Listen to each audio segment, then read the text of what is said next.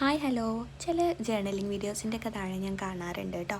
ഇങ്ങനെ ഞങ്ങളുടെ അടുത്ത് ഇങ്ങനെ ജേർണലിംഗ് സപ്ലൈസ് ഒന്നുമില്ല, അപ്പോൾ അതൊന്നുമില്ലാതെ സിമ്പിളായിട്ട് ചെയ്യാൻ പറ്റുന്ന ജേർണലിംഗ് ഐഡിയാസ് പറഞ്ഞു തരുമോ എന്നൊക്കെ ചോദിച്ചിട്ട് അങ്ങനെയുള്ളവർക്കാണ് കേട്ടോ നമ്മുടെ ഈ വീഡിയോ വന്നിട്ട്.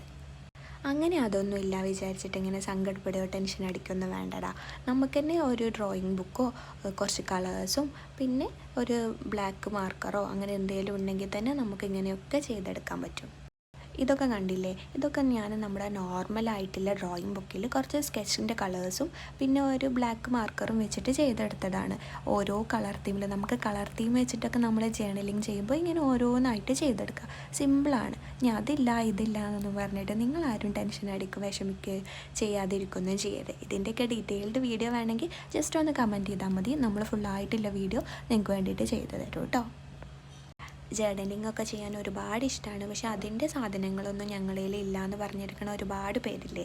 അവരൊക്കെ എന്ത് ചെയ്യുക, പിൻട്രസ്റ്റ് പോയിട്ട് സെർച്ച് ചെയ്യുക ഇങ്ങനെ ജേർണലിംഗ് സ്റ്റിക്കേഴ്സ് എന്നൊക്കെ പറഞ്ഞിട്ട് അതിലൊരുപാട് ഡിസൈൻസ് കിട്ടും. അപ്പോൾ അതൊക്കെ നമ്മുടെ കഴിവിനനുസരിച്ചിട്ട് നമ്മൾ എന്ത് ചെയ്യുക, ഈ ഡ്രോയിങ് ബുക്കിൽ വരഞ്ഞെടുക്കുക. ഒരു കളേഴ്സ് ഉണ്ടല്ലോ, നമ്മുടെ സ്കെച്ച് കളേഴ്സ് യൂസ് ചെയ്തിട്ടാണ് ഞാനിതെല്ലാം ചെയ്തിട്ടുള്ളത് കേട്ടോ. അപ്പോൾ നിങ്ങളെ കൊണ്ടും പറ്റും. നിങ്ങൾ അതില്ല ഇതില്ല പറഞ്ഞിട്ടൊന്നും ചെയ്യാതിരിക്കണ്ട കേട്ടോ. പിന്നെ ഞാൻ നമ്മുടെ വാളിലൊക്കെ ഒട്ടിക്കാൻ പറ്റുന്ന കുറച്ച് കോഡ്സ്, മോട്ടിവേഷണൽ കോഡ്സൊക്കെ അതും ഇങ്ങനെ സെറ്റാക്കി എടുത്തിട്ടുണ്ട്. അതും ഞാൻ പിൻട്രസ്റ്റിലൊക്കെ നോക്കിയിട്ട് നല്ല കോഡ്സൊക്കെ എടുത്തിട്ട് അങ്ങനെ സെറ്റാക്കി എടുത്താണ് കേട്ടോ.